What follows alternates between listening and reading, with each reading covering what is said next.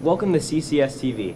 I'm Trey Mink, a senior at Maple Grove High School. And I'm Jack Mansfield, and we are joined here today with Chris Herren, a former professional basketball player, now advocate for drug awareness. Chris, me and Trey here are both student athletes at Maple Grove, and we were wondering, are student athletes at more risk of being caught up in addiction and drugs? I think it's objective as far as some kids. You know, I know from my own story, athletics caused a lot of outside noise for me, a lot of stress. You know, I based a lot of my self-esteem on my performance, and when I was a teenager. So it definitely can be a part of it. And Chris, for both of us, we're both seniors in high school and looking forward to college. So I would just like to ask you, how would you describe your time at college and what influenced your decision to kind of move into the NBA? College was tough. I mean, from an athletic standpoint, it took me a little while to kind of find my feet and realize I was good enough. You know, when I first walked into BC as a freshman, I had a lot of work to do. So, but as we all know, alcohol and drugs played a huge part of the college experience. That was my first day. That's when I began it and started to struggle with it. So here I am, this big-time athlete, walking around with a really sad secret that I knew at some point all the athletic noise was going to be deafened by my struggle, you know. If you could talk to your high school self, what would your advice be? If I could talk to my high school self, I would probably, and I say this, and I'd give him a hug, man. I'd be more into giving him a hug and say, you know, it's going to be okay. I wasn't raised in a way, I didn't have the skill set to communicate, to tell people how I felt, what I was struggling with. Everything I kept inside me. So the lack of communication with what I was going through was a huge part of it. When we listened to your speech at JCC, you mentioned that you always would get these speeches as a kid, and as a kid you wouldn't necessarily always listen to them because you believed you would never be that guy. How is your message today different? You know, I think my experience when people came to my school, they just told us how bad drugs were going to look like in the end.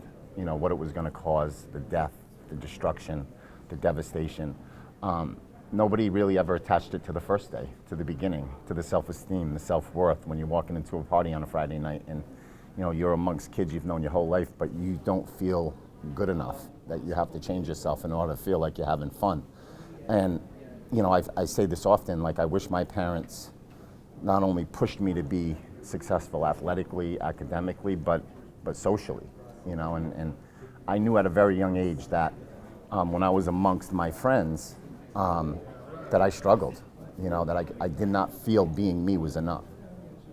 And when you were in school, did you feel as if your decisions kind of influenced everyone around you, or did you feel like they kind of influenced you? I think it was both, right? And that question's often asked to me, and I surrounded myself with people who kind of made the mistakes I made, you know, that behaved how I behaved, went out on a Friday night the way I went out on a Friday night. Because the honest answer is at 15, 16 years old, it didn't feel good to me. You know, it didn't feel good. At the end of the night, I'm trying to cover up my mistakes, so my parents don't see me in that condition. I didn't feel good about it, and I've never really felt good about it, especially being a young adult, knowing that his father's an alcoholic. You know, like here I am going to bed at night hoping my dad quits drinking, and I'm starting. So I always felt that. I've heard you say that a lot, where you want to switch the focus of conversation about addiction to be not from the moment you hit rock bottom, but to the first day. What advice would you give to kids who are maybe already past that first day and on a path towards addiction? I think you're going to understand why, right? I think that if you look at it, right, I'm a parent of three children, but I think it's important to understand why. I really do. I don't think there's not a more powerful thing that a parent can sit down with their child and understand why. I think when most kids get caught, when most kids come in tipsy, drinking, smoking, most parents, they're concerned with where they got it, how much they did, who they were with, what time they did it, when they don't ask why. And I think we all have our why. I think every single one of us have that. And I think it's important to identify the why. Constantly speaking all over the country, do you believe, like, what impact are you looking to make on communities? Because you just kind of stated that, like, it's important to identify why. Like, how are you looking to kind of spread that awareness, and how would you expect kids nowadays to do it differently? Well, I think, I think understanding the beginning is critical. And I think, for years I traveled the country and went into universities and in high schools and just told my story. And I don't think my story is enough. I think it's not enough. I think I need to kind of rewind and go back to my younger years and figure out the beginning. And what was the catalyst, what was the cause of my behavior, my decisions, the mistakes I was making when I was 14, 15, 16 years old. Is there any moment or day you look back on and you say, if I could have made a different decision that day, my whole life would be different? I think the first time I drank my father's Miller Lights, I was in 8th grade. I think if my parents, to this day I don't understand how come nobody sat me down and explained to me what alcoholism was doing to me, to my dad, the sadness, the pain, the suffering around his drinking, that it was causing not only me but my mom and my brother. I didn't look at alcohol from that lens. So I wish I had some context. I wish I had somebody in my life that said, Christopher, you're 14 years old and you're drinking the beer that you cry about.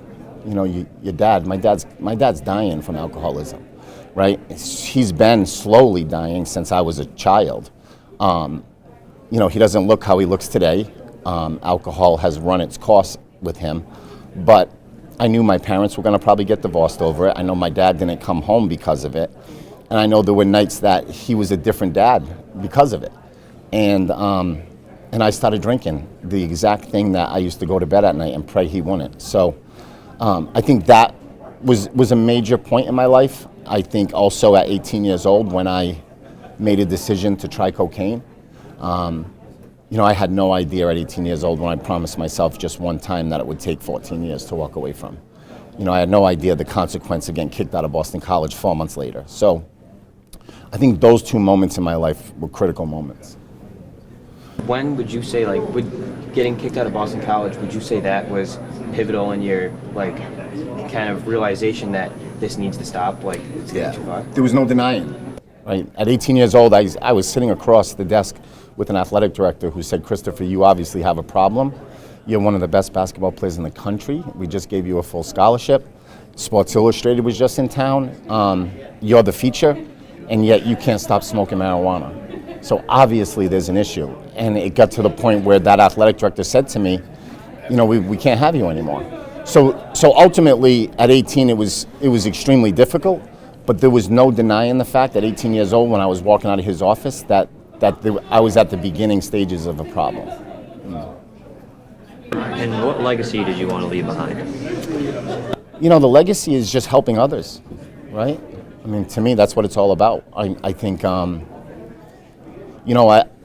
when I walk into a school, I want kids to not only think of my story, but think of theirs. And if there's a young adult who's sitting in the auditorium and, walk out and say, I got to be a little better. I got to be just a little better. I got to change some things up. That's monumental for a teenager, because I never had those moments. And who knows where I would be in my life if I had those moments when I was 15, 16, 17 years old. And before concluding this interview, do you have anything else you would like to add that you would like people to know? Well, I think you guys did a phenomenal job. Thank you for having us. Yeah, thank you. And for CCS-TV, I'm Trey Mink. And I'm Jack Mansfield. And thanks for watching.